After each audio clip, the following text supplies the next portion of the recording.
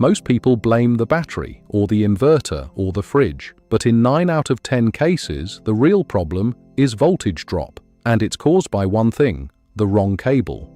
In the next few minutes, I'll show you exactly what voltage drop is, why it matters, and how to make sure your 12-volt system never suffers from it. Every cable has resistance, and when current flows through resistance, voltage drops. Think of it like a garden hose. If the hose is too narrow, the water pressure drops before it reaches the end. Same with cable. If your cable is too thin, the voltage drops before it reaches your device.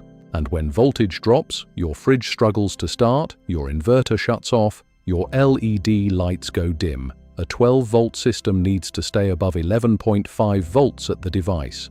Drop below that and things start going wrong. The fix is simple. Use the right cable size for the job. Cable size is measured in square millimeters, written as millimeters squared. The bigger the number, the lower the resistance, and the less voltage drop you get.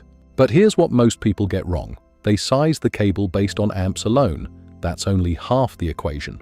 You also need to account for the length of the cable run. A 5-amp fridge on a 1-meter cable? You can get away with 1.5 millimeters squared. The same fridge on a 6-meter run? You need 4 millimeters squared or you'll get voltage drop. And for high current devices like inverters, we're talking 2000 watts drawing 170 amps, you need 70 millimeters squared cable minimum.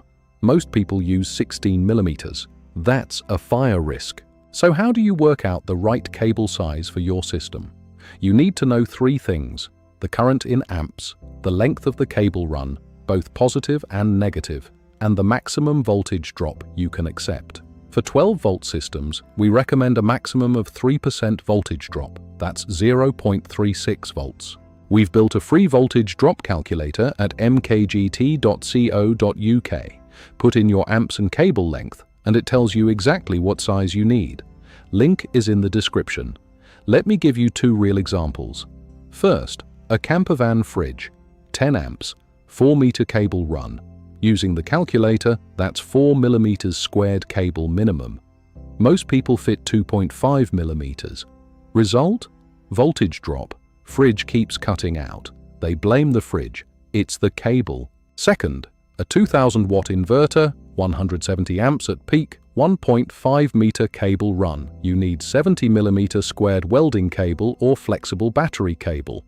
Most people fit 16 millimeters. That cable will get hot. Hot cables are a fire risk. The right cable costs a few pounds more, a van fire costs everything. To recap, voltage drop is caused by undersized cable.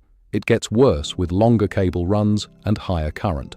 Use our free voltage drop calculator to find the right cable size. Link in the description. If this helped, give it a like and subscribe for more no-nonsense wiring guides every week.